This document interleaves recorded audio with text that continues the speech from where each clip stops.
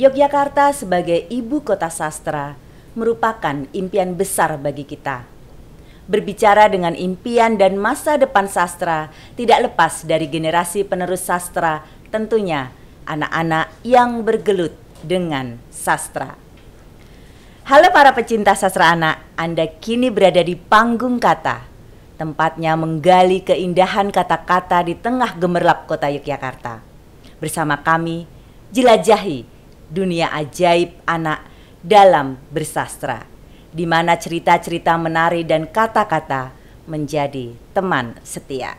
Assalamualaikum warahmatullahi wabarakatuh. Salam budaya, lestari budayaku. Masih bersama saya Yeti Martanti dalam Bincang Budaya.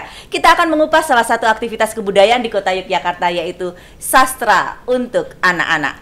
Dan sudah bersama kami, ini tokoh-tokoh tokoh-tokoh sastra yang kebetulan juga sangat dekat dengan masyarakat, khususnya dunia anak-anak. Bersama saya ini Mas atau Pak ya? Pak Mas. ya? Oh Mas, aduh Mas. Mas Muhammad Ulin Nurul Yahya. Apa kabar Mas? Alhamdulillah Bu Yeti, sehat. Alhamdulillah.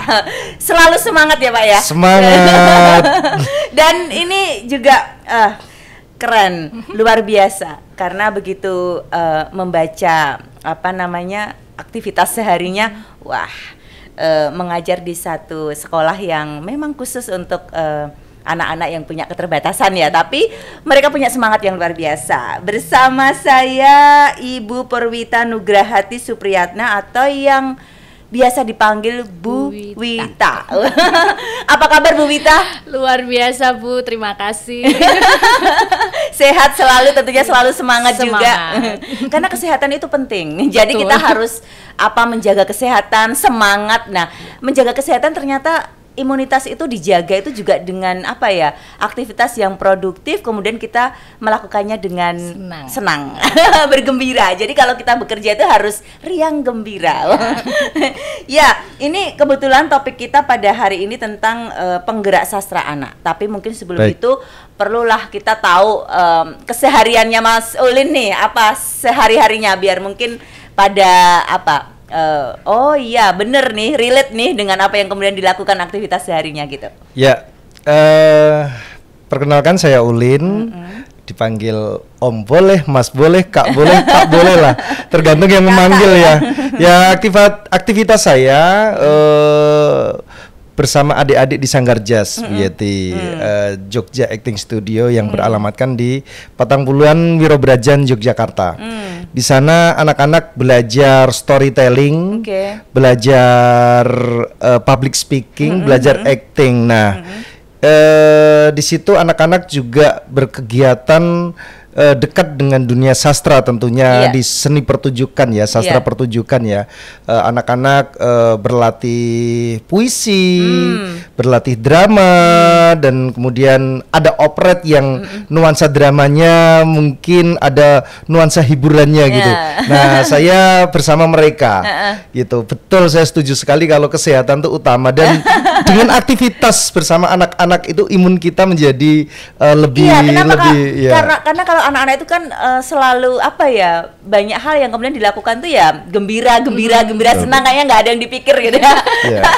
Karena yang dipikirkan yang di depan mata aja gitu ya. Apa itu ya udah dilakukan saja. Nah, ini kita juga ingin merasakan juga apa yang kemudian kita lakukan juga, ya sudah kita lakukan dengan ikhlas, kemudian juga riang gembira gitu. Kalau Bu Wita sendiri mungkin kesibukan sehari-harinya mungkin apa, selain saya tadi dengar juga sedikit mengajar gitu? Tidak sedikit Bu. Oh, banyaknya mengajar. Karena hampir sebagian waktu saya juga memang untuk mengajar, terutama untuk anak-anak tunarungu di salah satu SLB swasta yang ada di Kabupaten Sleman. Yaitu SLB Karna Manohara namanya. Jadi yang memang khusus untuk yang tunarungu ya? Iya betul, di situ. Jadi di sanalah saya, itu rumah kedua buat saya. Rumah kedua ya. Ya, itu juga mayoritas usianya sekolah dari PAUD sampai SD Bu. SD ya. Oke. Disitulah saya berkembang bersama mereka. Dan selain itu saya tuh juga sebetulnya pecinta sastra anak. Oke. Karena memang setiap harinya bergelut bersama anak-anak ya. Iya betul. Jadi apa-apa ya saya lebih dekat, merasa dekat kalau ada istilah anak. Kemudian terutama dengan ada sastra anak itu tuh saya lebih dekat, dan terutama di mendongeng ya Bu kalau saya.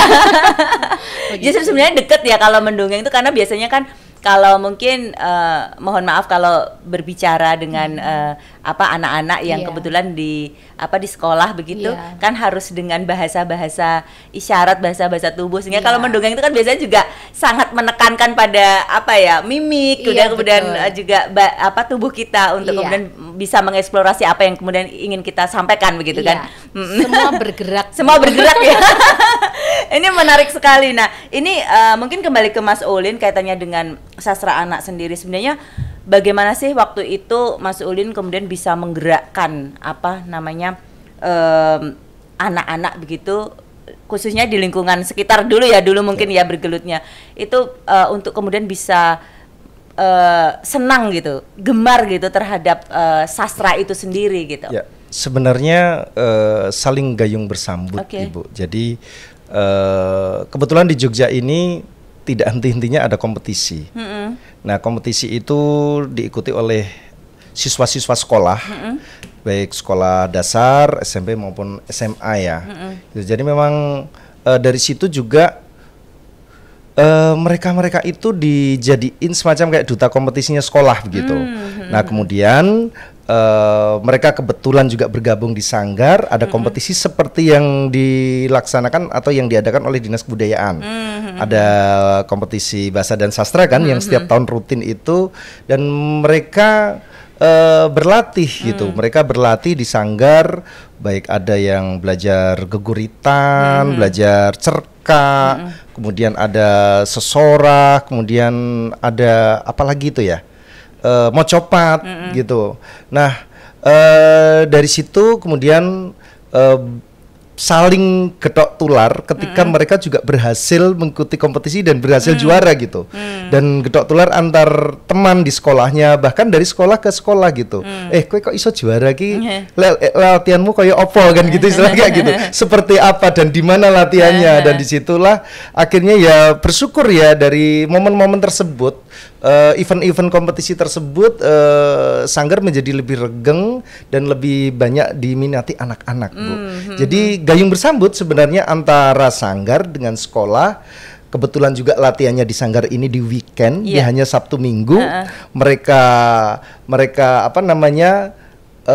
tidak sekolah, tidak menghabiskan waktunya untuk gadget gitu tidak ngegame, dan itu menjadi mengakomodir keinginan-keinginan orang tua, biar anak-anak saya minimal 2 jam tidak megang handphone, tetapi ada satu hal yang mempunyai manfaat lain. Iya, jadi berarti kompetisi itu menjadi salah satu cara atau media yang bisa efektif, kemudian memotivasi mereka untuk anak-anak khususnya untuk bisa belajar tentang sesuatu yang memang ingin kita sampaikan gitu ya.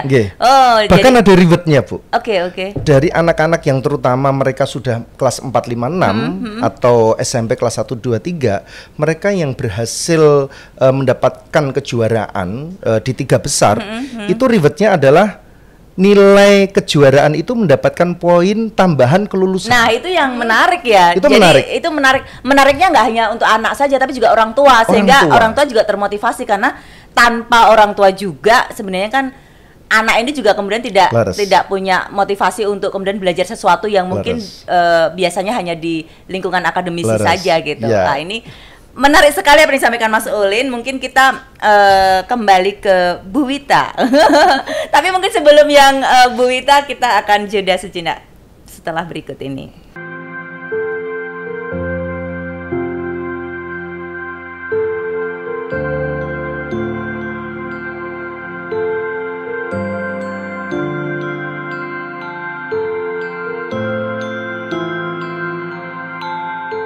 Nah, ini Bu Wita, kita kan tahu anak-anak ini sukanya sesuatu yang ya kecenderungan saat ini gitu kan, apapun gitu, apalagi bermain game dan sebagainya. Nah, kalau menurut Bu Wita sendiri gimana sih caranya supaya, apakah ada hal yang khusus selain tadi yang disampaikan oleh Mas Ulin ya, memang dengan cara kompetisi itu, tapi kan sebelum kompetisi itu pun sebenarnya untuk mengawali juga nggak mudah gitu, karena kan anak harus tertarik dulu. Nah, gimana ini cara-cara atau ada strategi khususkah untuk kemudian membuat anak-anak itu bisa bermain bersama, tertarik akan suatu hal yang itu sebenarnya punya value atau nilai penting begitu?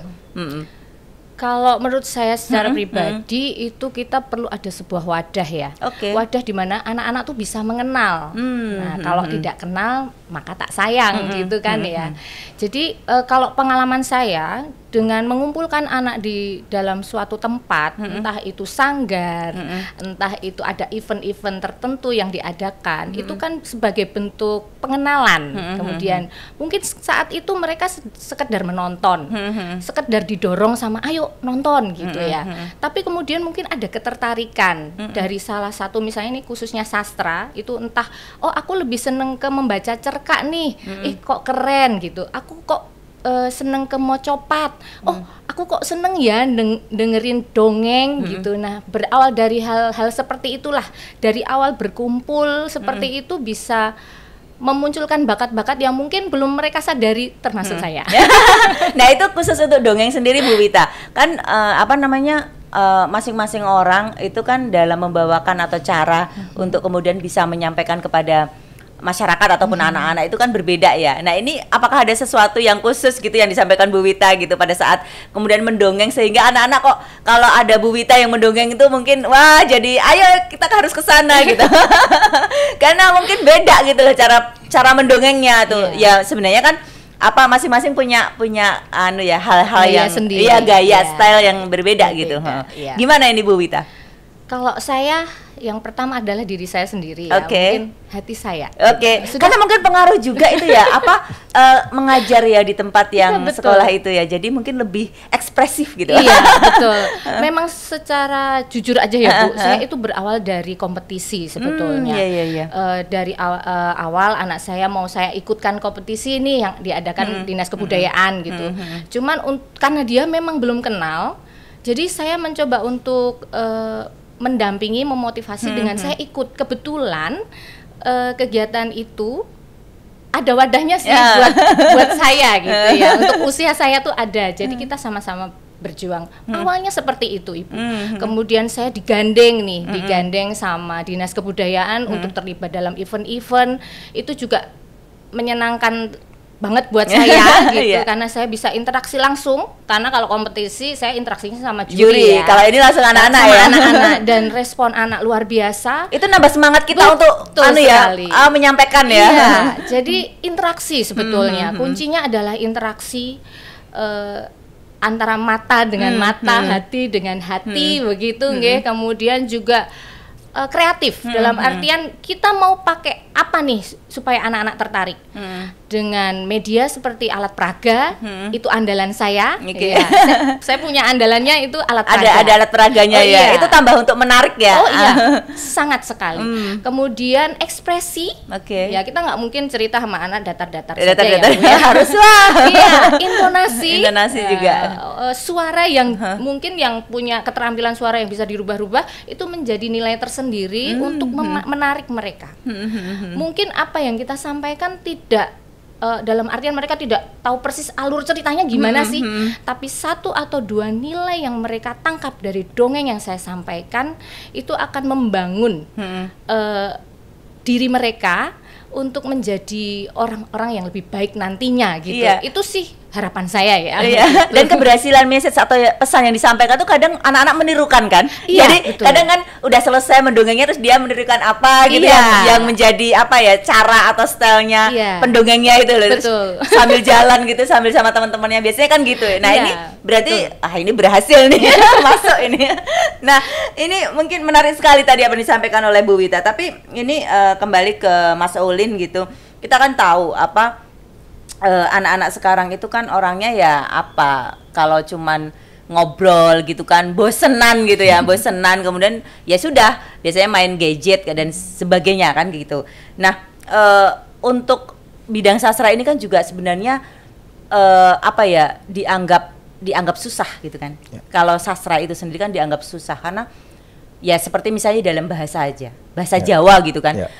Sekarang mana ada sih gitu kan. Banyaknya kan di rumah sendiri aja juga pakai bahasa Indonesia gitu kan, bahasa Indonesia. Kadang kita kan berharap di keluarga di rumah itu pakai bahasa Indonesia, malah pakai bahasanya dari luar kan gitu kadang, apalagi ibu-ibu muda itu. Ibu muda.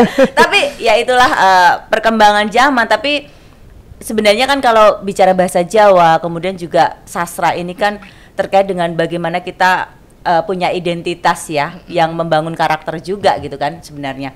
Nah itu yang menjadi PR kita semuanya, termasuk Mas Ulin, Bu Wita ini. Nah ini bagaimana sih cara anak-anak itu supaya ya kemudian tertarik, suka begitu kan dengan sastra khususnya Jawa gitu kan. Karena kan bagaimana apa ya, dari keluarga aja kadang terbatas. Ya, betul. Kemudian dari lingkungan sekolah aja hanya pada saat pelajaran kan gitu. Betul. Ya kan sangat terbatas. Bahasanya mungkin mereka jarang juga mungkin pakai bahasa Jawa gitu. Beda kalau tahun saya dulu gitu kan. Pakai bahasanya wasakan medok gitu kan, Jawa gitu kan. Beda gitu loh dengan anak-anak sekarang. Nah, ini gimana caranya mendidik anak supaya satu tidak bosan gitu kan. Untuk kemudian mengikuti bahasa-bahasa atau sastra gitu, mengikuti kegiatan sastra itu sendiri. Treatment dari kami istilahnya di Sanggar, kebetulan saya dengan istri saya, Mbak Tanti itu mendirikan Sanggar Jazz itu bagaimana komunitas teater anak yang tidak terlalu kesannya teater itu eksklusif gitu Bu, tetapi bagaimana ini juga bisa merangkul anak-anak yang di proses latihannya sendiri itu juga harus menghibur. Contohnya adalah ketika proses latihan itu saya tidak di indoor. Mereka sudah Senin sampai Jumat kan udah ada di kelasnya. Iya.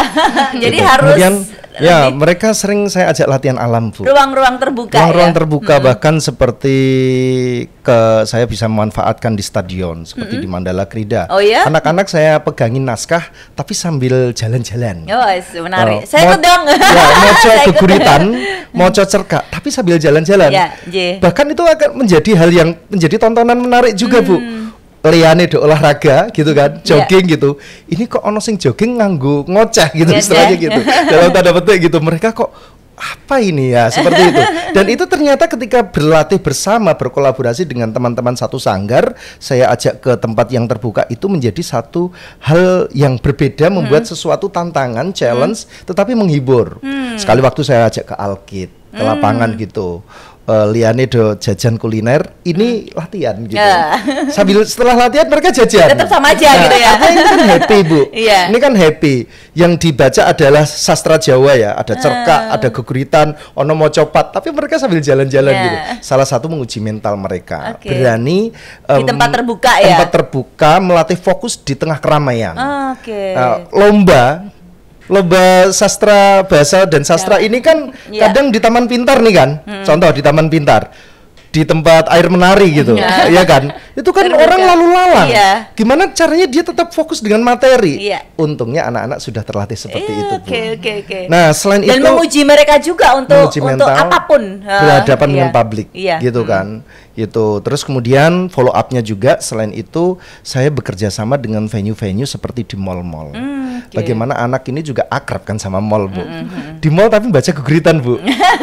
Menarik. Di mall mereka juga main drama berbahasa Jawa.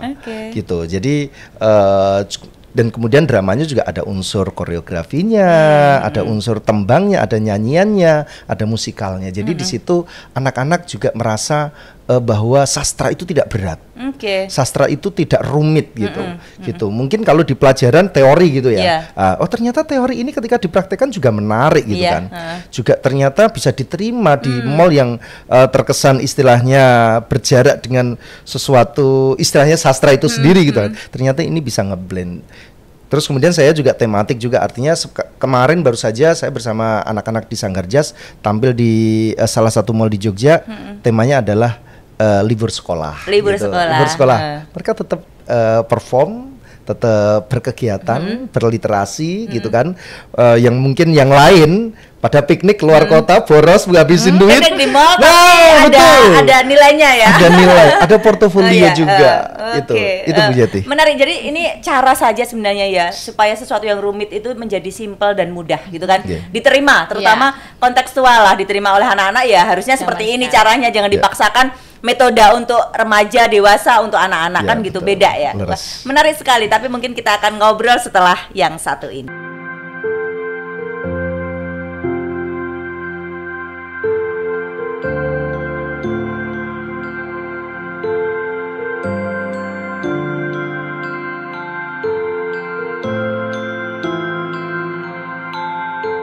Bu Wita, nah ini mungkin bicara kaitannya dengan dongeng ya. Biasanya kan ya nggak mungkin lah semuanya tuh kalau kita ingin mengajak anak-anak itu semuanya ya berjalan dengan apa, sesuai dengan apa yang kemudian kita inginkan. Tapi pasti ada entah itu kendala atau mungkin itu bukan menjadi kendala ya. Entah itu ada kendala ataupun hal-hal yang kemudian dirasakan oleh Bu Wita itu sendiri dalam rangka mengumpulkan anak-anak pada saat kemudian Bu Wita ada sebuah gelaran dongeng atau apapun yang kemudian sebenarnya dongeng ini ingin menyampaikan pesan kepada mereka gitu kan. Nah ini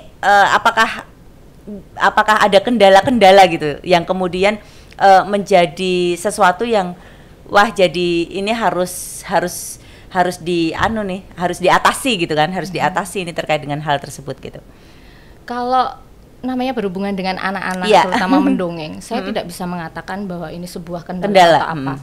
Justru itu akan menjadi refleksi buat saya. Ini apa yang kurang ya? Apa sih yang mereka butuhkan seperti itu malah justru jadi nilai tersendiri untuk saya gitu. Cuman mungkin kalau pas mendongeng kemudian anaknya asik sendiri karena tidak lepas dari itu ya, karena mereka sedang asik dengan sesuatu dan saya memaksakan diri untuk masuk menjadi pendongeng, tentu saja mereka akan fokus ke sesuatu yang sedang mereka lakukan. Jadi tentu saja kita di awal itu harus menyiapkan mereka dulu nih. Ini loh mau ada dongeng. Kita menyiapkan entah dengan lagu di awal, ajakan dulu, disiapkan dulu, dikondisikan menari dulu. Bersama dulu mungkin. Ya, bisa jadi Ibu. Kita nyanyi bareng, kita siapkan dulu nih anak-anak untuk mendengarkan kita gitu, seperti itu. Jadi kalau yang saya alami ya begitu Bu, kalau mereka sedang asik sesuatu dan kita paksa untuk masuk, itu kendalanya. Jadi sebenarnya enggak ya, bukan sebuah kendala yang kemudian harus itu hal yang susah gitu, enggak ya gitu. Karena ya tadi sama dengan Mas Ulin tadi, cara saja bagaimana cara juga cara menggait, cara juga metode untuk kemudian semakin gemar dan sebagainya itu kan. Mas Ulin, nah ini mungkin sebelum kita tutup acara bincang budaya pada hari ini, tapi mungkin ada sebuah harapan dalam pelestarian dan pembinaan pengembangan sastra terutama untuk anak-anak mungkin. Ya. Kompetisi bahasa dan sastra itu yang selalu ditunggu anak-anak, Bu. Jadi harus diperbanyak ya. Saya melihat, saya cukup senang dan mengapresiasi kompetisi bahasa dan sastra ini cukup konsisten. Pelaksanaannya setiap tahun hampir tidak pernah libur.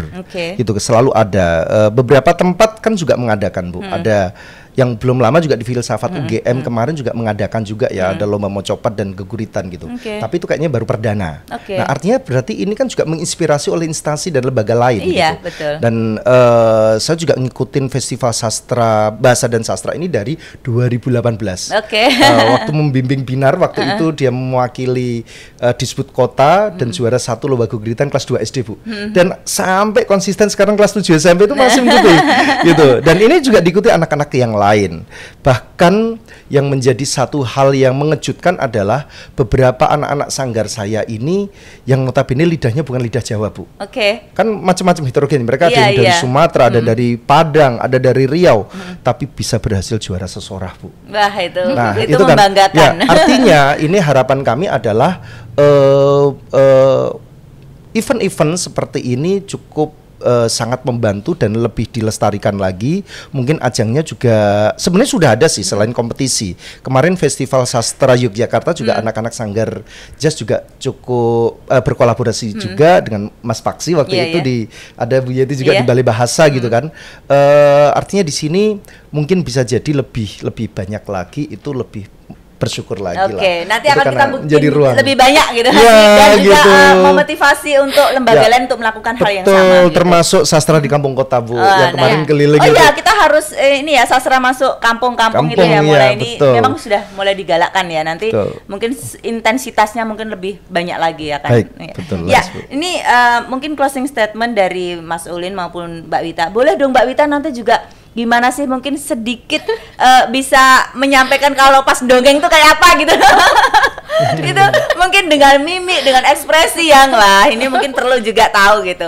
Monggo Mbak Wita. Oh iya. Baik, saya untuk penyemangat saja ya. Boleh. Pecinta sastra anak, saya akan membacakan satu pantun. Oke. Atau satu cerita satu pantun. Saya bacakan ya Bu ya. Boleh. Jalan-jalan pakai bakia. Tidak lupa memakai jari dan kebaya. Cakep. Gerakkan sastra anak, lestarikan budaya. Wah, keren.